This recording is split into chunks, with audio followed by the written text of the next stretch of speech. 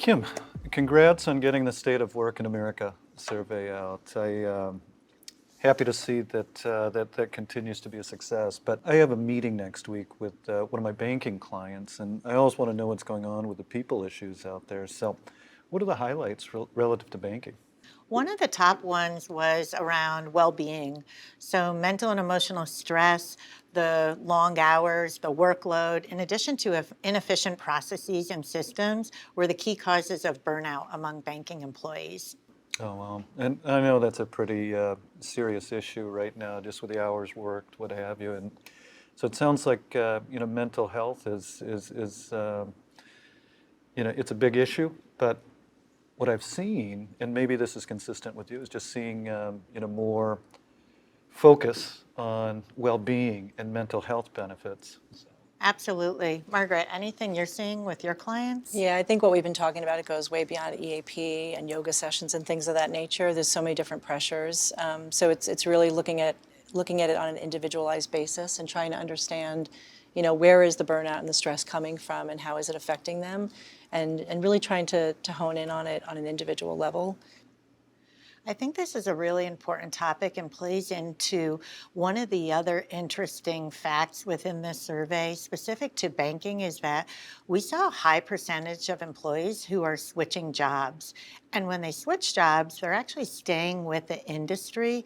But despite the fact that they just switched within the past 12 months, there is a strong majority of employees who are still actively looking for a new job.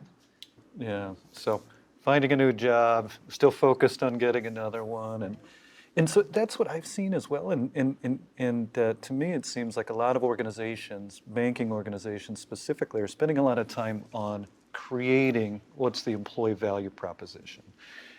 What is the mission of the organization, and how do employees kind of feel in, almost creating like a constitution in a way. So. Yeah, I think if you think about it, it has been a relatively traditional industry, and the value proposition has changed. It's not only about working long hours and getting paid really well.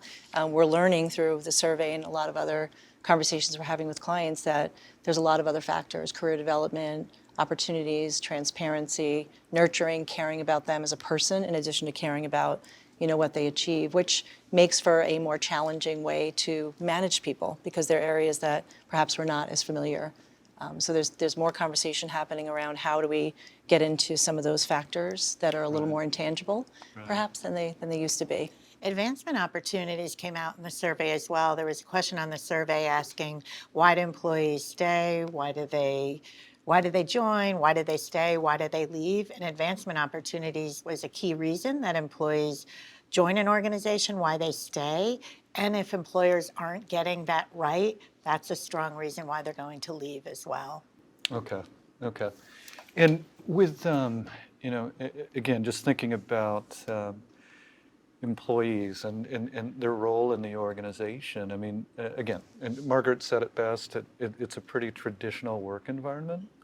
How has the industry reacted to that, the want for more flexibility, the want for more transparency, et cetera? I can tell you from a survey perspective that there was a gap between employers wanting employees in the office full-time and employees wanting to go in full-time.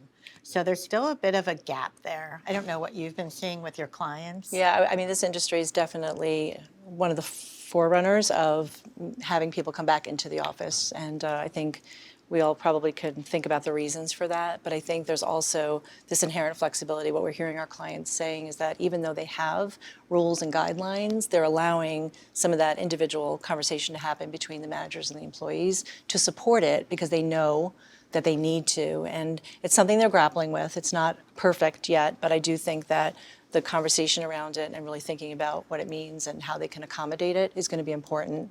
Okay. And it almost seems like a requirement to figure out a way to be more employee-friendly nowadays. And, well, this has been great. And I'm pretty armed to go talk to my client next week, and I really appreciate it. No problem. If anything else comes up when you're preparing, let me know, and I'll have data for you. Thank you.